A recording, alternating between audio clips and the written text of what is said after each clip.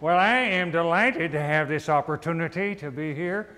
My friends, fellow citizens, Dr. King, it is a pleasure for me to have this chance to say a few things. Well, my friends, in the great journal of things happening under the sun, we find ourselves this day in the 19th century of the Christian era, experiencing, in spite of this fratricidal war, multiplied blessings. We find ourselves yet under a government conducing more essentially to the ends of civil liberty and religious liberty than any government which the history of all former times has ever spoken of. I don't think I ever had a feeling politically that did not spring from the sentiments embodied in our Declaration of Independence. I personally love the sentiments of those old-time men. We hold these truths to be self-evident, that all men are created equal, and that they are endowed by their Creator with certain unalienable rights: life, liberty, the pursuit of happiness. This was their majestic interpretation of the economy of the universe. It was a lofty, a wise, and I think a noble understanding of the justice of the Creator to His creatures. Yes, my friends, to all of His creatures, to the whole great family of man. In their enlightened belief, nothing stamped with that divine image was sent into this world to be trodden on or imbruted, certainly not enslaved by their own fellow creatures. And they grasped not just the race of men then living, but they reached forward and seized upon the farthest posterity. They erected a beacon to guide their children and their children's children, and the countless myriads who would inhabit this nation in future ages. Wise statesmen that they were, they knew the tendency of liberty to beget prosperity, and prosperity to breed tyranny. And so they enshrined in those immortal words, in a public document, a truth, so that when in the future, when some man or some faction or some peculiar interest would set up their doctrine that none but white men or none but rich men or none but some other were entitled to life, liberty, the pursuit of happiness, that their posterity, my friends, you and I, could look up once again to the Declaration of Independence and take courage to renew the battle that our fathers began.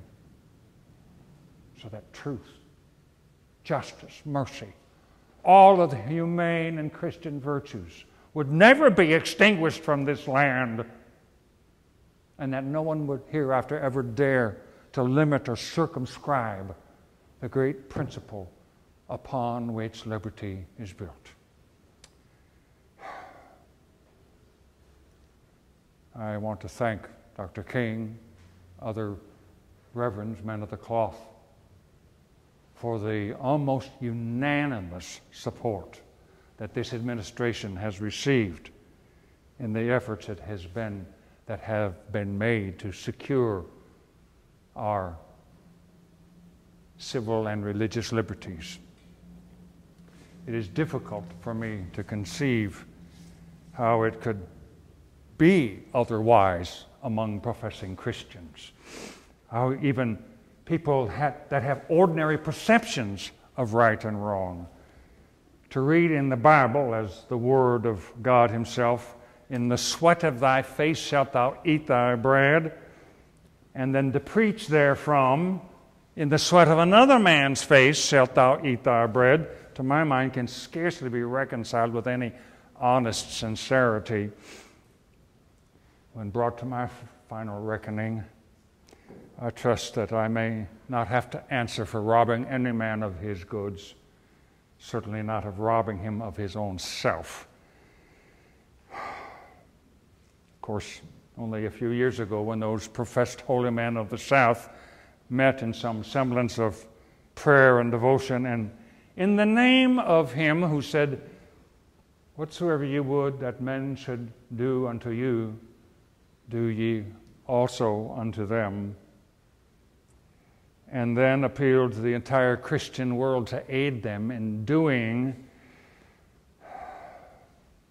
to a whole race of men what they would never think of having done to themselves, to my way of thinking, not only condemns the entire church, but insults the God who founded it,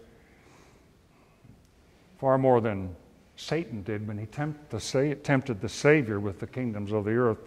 The devil's attempt was no more false and certainly less hypocritical. But I must remember the same book teaches us, "Judge not, lest we also be judged." I'll admit, I am naturally anti-slavery. I do not remember a time when I did not so think and feel.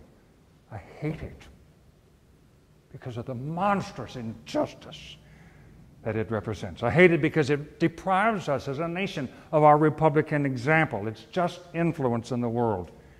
It enables the enemies of liberty with plausibility to simply taunt us as hypocrites.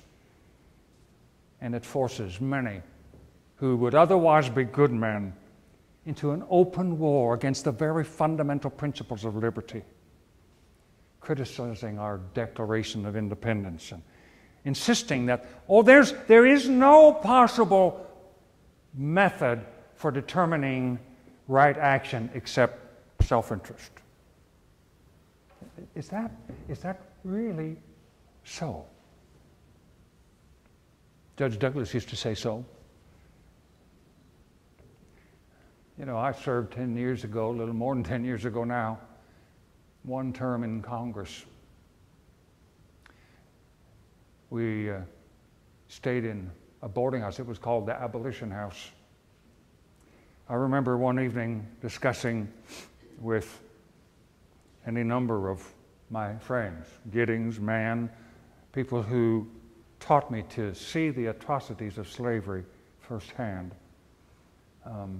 Not so much the slavery question, but the issue of what was going to become of the territories after the Mexican War, when suddenly into the room burst 3 armed men who seized upon one of our waiters, a slave. Mrs. Spriggs, as did many, hired him for the summer. His wife, a freeborn woman, and he together, and may I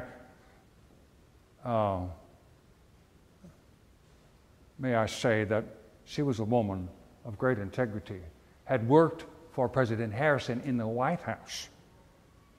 She worked there, and that together the two of them were laboring to secure, Henry Wilson was his name, his liberty. They were $15 short when these men came. And they arrested him because his master had seen the handwriting on the wall and had sold him for the full amount, knowing full well that as a slave and as a woman, the Wilsons could do nothing. He retained what they had paid and received the full payment from someone else. It was all we could do to save him. Now, in light of such things, doesn't it seem strange to you that people can simply ignore the moral aspect of this contest? Douglas managed. Back in Illinois during the debates, not only did he manage to do that, but he managed to, in doing it, position himself as the best hope for those who both opposed the spread of slavery and those who were in favor of the spread of slavery. Well, that sort of contradiction could not last very long. I was defeated in that contest, but I remember being very glad that I made the race, feeling that it had given me a platform on which to speak about the great and durable question of our time. And I thought, even though I should sink out of view and be forgotten, apparently I was wrong, but at the time I thought that I had made no small mark in behalf of civil liberty. And I knew that the fight must go on. In spite of a defeat, in spite of 100 defeats, we could not surrender. Well, I certainly wasn't forgotten, was I? I don't think anybody then expected me to be president. And I think it's true that while I hold myself without any mock modesty as probably the humblest individual to have ever been elevated to this position, I likely have had a more difficult task facing me than any of the others. It is therefore, in behalf of this nation, in behalf of civil liberty and religious liberty for our time and for all time to come, that I thank you for your support. It is very cheering for me to know that the efforts that I have endeavored to make in behalf of the country, restoring a righteous and speedy peace, has been sustained by the good wishes and prayers of Christian people. It seems to me that if there's any subject upon which all good men can agree, it would be in imploring the gracious favor of the God of nations in the struggles that our people are now making for the preservation and perpetuity of civil and religious liberty. We have lived through difficult times. It is not always easy to comprehend what to do. With deepest regret, I found the duty of employing the war power imposed upon me. There was no compromise, which, although compromises in many cases are more than adequate, but in this case, no compromise could have served us.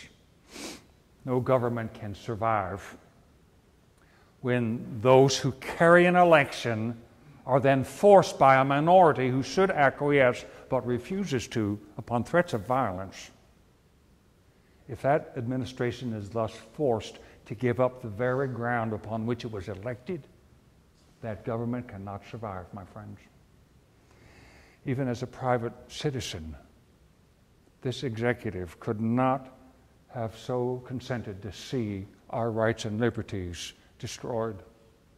I had no moral right to shrink from this duty, nor do I yet have a moral right to even count the chances of my own life and survival in this struggle, come what may. And so in full view of my responsibilities, I have done what I believed to be my duty as the national executive. I had an oath registered in heaven to preserve to the best of my ability the Constitution. I could not believe that it was possible to lose the nation and still preserve the Constitution. I could not believe that I had, to the best of my ability, even attempted to preserve the Constitution if,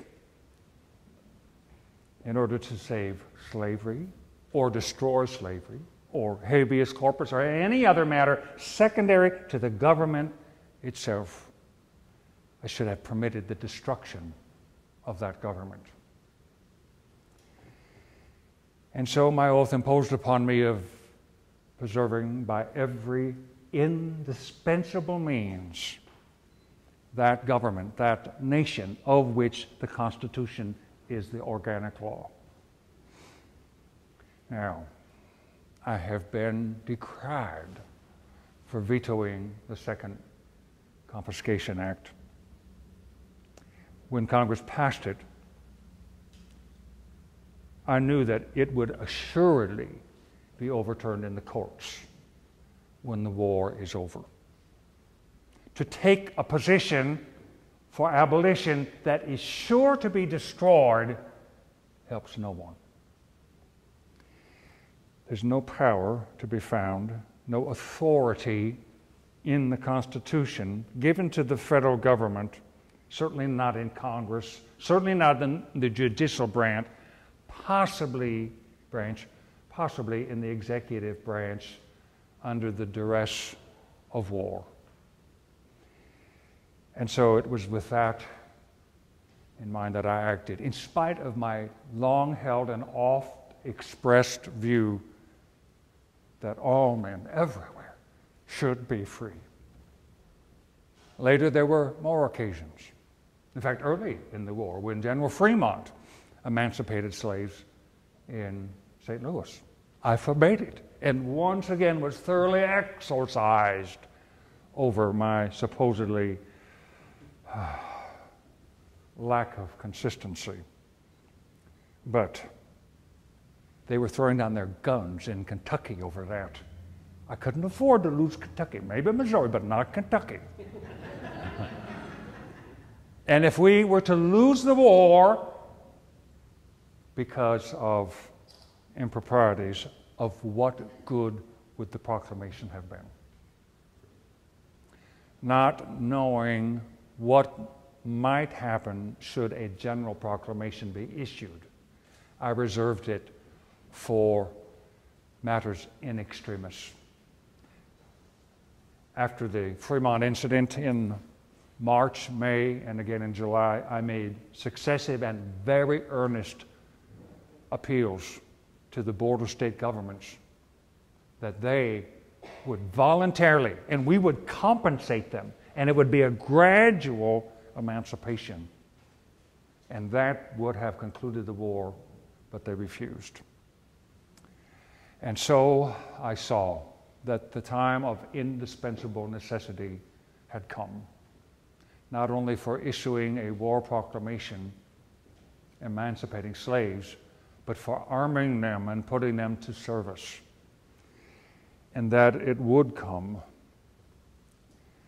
I know that many of my strongest supporters decried the administration because it did not come sooner. But may I simply say, in my humble opinion, if it had come even 6 months prior to when it actually was issued, public opinion would not have supported it, and all would have been lost. Even when it was issued, my friends, I was not certain that public opinion would sustain the measure. You know, many believe me to be a tyrant, overstepping my constitutional bounds. I have tried to remain within them. But as soon as the proclamation was issued, our very carefully built coalition of border state governors, Democratic newspapers, conservative newspapers who wished to see the Union as it was, but did support the war, began to fray at the edges. The peace Democrats, who wanted the war to stop immediately and allow the secessionists to win the day, were greatly strengthened by the proclamation and threatened to overturn everything. We had the makings of revolt out in Ohio. Vallandigham openly calling for support of the secessionists. In Illinois and Indiana, they had to disband state legislatures over the proclamation, and they were threatening to join the rebellion. It was not a simple matter, my friends. And now, even with the evidence of the help that we have received from the freed people, my enemies still contend that I began this all as a hypocrite with the sole intent of waging a war for abolition. My friends, it was, it is, and it will be carried out, as long as I am president, for the sole purpose of restoring the Union. That is my official duty. But having said that, I may also say, no human power can subdue this rebellion without using the emancipation lever, as I have done. You cannot conciliate Southern rebels and still give them mastery and control of millions of blacks who are aiding them in overthrowing the very liberties they purport to sustain.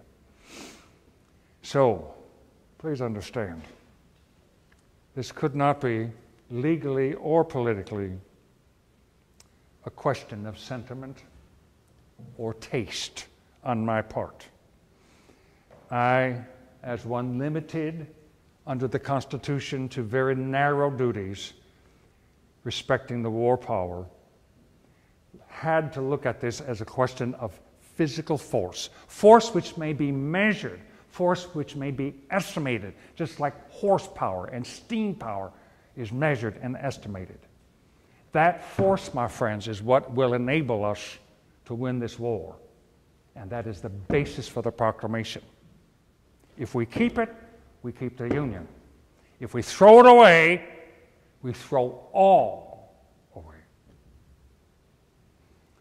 It's not possible for this or any administration to retain the service of the now freed people with any express or implied understanding that once the war concludes, they will be returned to slavery. You know this cannot be done. I trust you know it ought not to be done. Now, at this last session of Congress, a proposed amendment to the Constitution abolishing slavery throughout these United States and giving the war proclamation a continuing force of constitutional law once peace is obtained. Passed in the Senate, but was defeated in the House. I do not question the motives of those in the House who voted it down, of anyone who has stood in opposition to me. But I venture to recommend that they reconsider this measure, and very soon. We have an opportunity now which must not be lost. I know that not all agree with me yet. I refuse to impugn the motives of anyone who's been opposed to me. My friends, we must do nothing in malice. What we deal with is too vast for malicious dealing. This government has had a very difficult task to perform, and at best, we will do both too much and too little betimes. But we can properly have no motive of revenge. We must not punish for punishment's sake, or seek to ascribe motives which can only with the greatest of difficulty even begin to be discovered in a court of law. But we must, by all available means, prevent the overthrow of this government, both for those who have been free and for those who are newly freed. And so, with malice toward none, and with charity for all, with firmness in the right, as God gives us to see the right, let us strive on to finish this work we are in, to bind up the nation's wounds, to care for him who shall have borne the battle, for his widow and his orphan, and to do all which may achieve and cherish a just and a lasting peace among ourselves and with all nations. Well, I thank you for your kind audience, and the good gentleman that introduced me seems to have disappeared. He's a Democrat. But a war Democrat, the best kind. I said in my opening that Dr. King had been arrested more than about 24 times.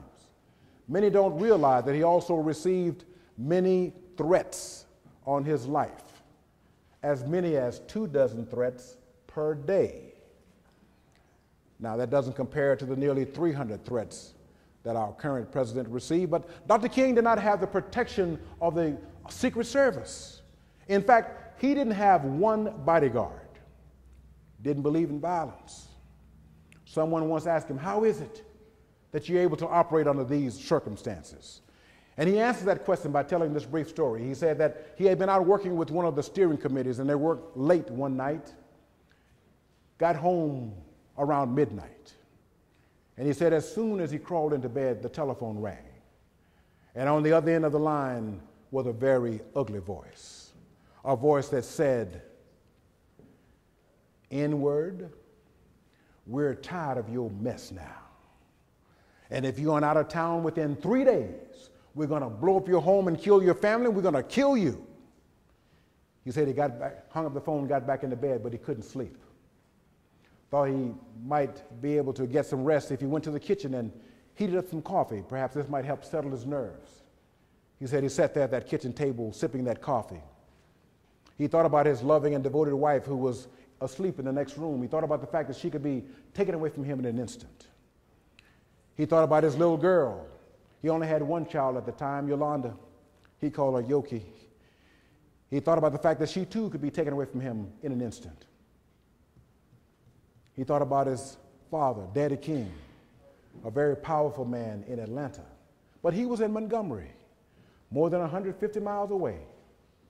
Couldn't call on his daddy, couldn't call on mama. He said he sat there at that table sipping that coffee and he realized that it was time for him to call on his other father,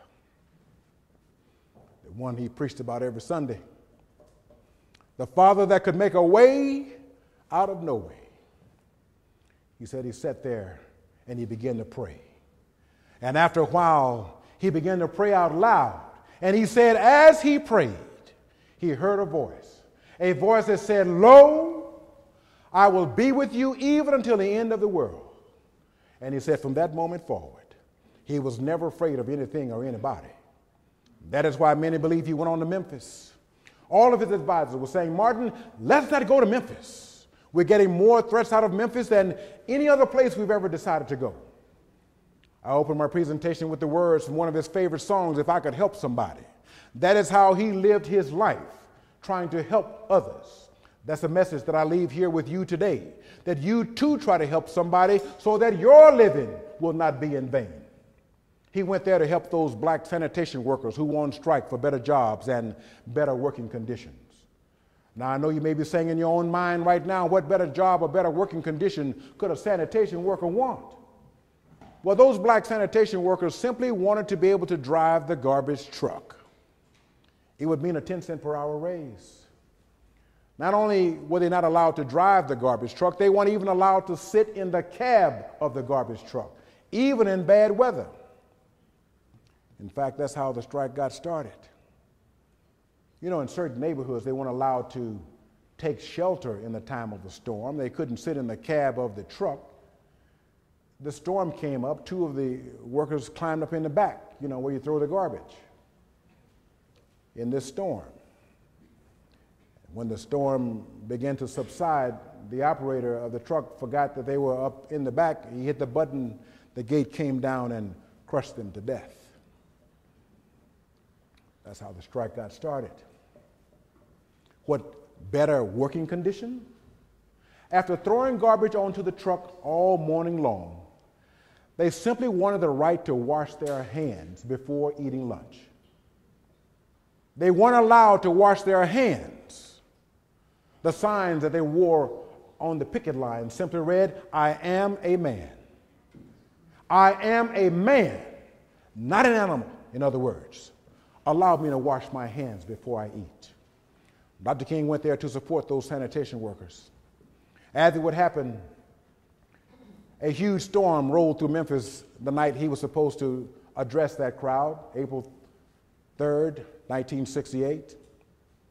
So instead of going over to the rally, believing that no one would go out in this bad weather, he sent Dr. Abernathy over to address whatever handful that might have shown up.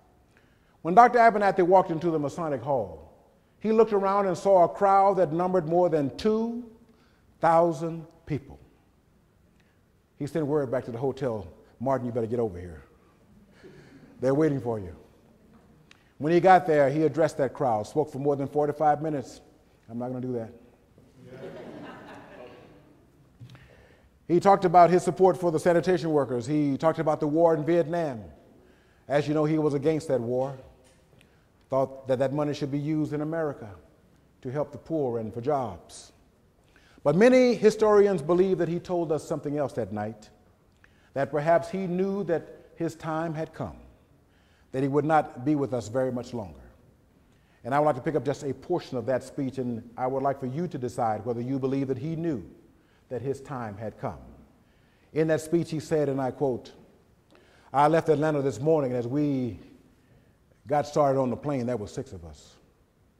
The pilot said over the public address system, 'We're sorry for the delay, but we have Dr. Martin Luther King on the plane, and to be sure that all of the bags were checked, and to be sure that nothing would be wrong on the plane, we had to check out everything carefully, and we've had the plane protected and guarded all night.' And then I got into Memphis, and some began to say the threats, or talk about the threats that were out, or what might happen to me from some of our sick white brothers. Well, I don't know what would happen now. We've got some difficult days ahead. But it really doesn't matter with me now, because I've been to the mountaintop. And I don't mind. Like anybody, I would like to live a long life. Longevity has its place. But I'm not concerned about that now. I just want to do God's will. And He's allowed me to go up to the mountain. And I've looked over, and I've seen the promised land. I may not get there with you, but I want you to know tonight that we as a people will get to the promised land. And so I'm happy tonight. I'm not worried about anything. I'm not fearing any man. Mine eyes have seen the glory of the coming of the Lord. Unquote. And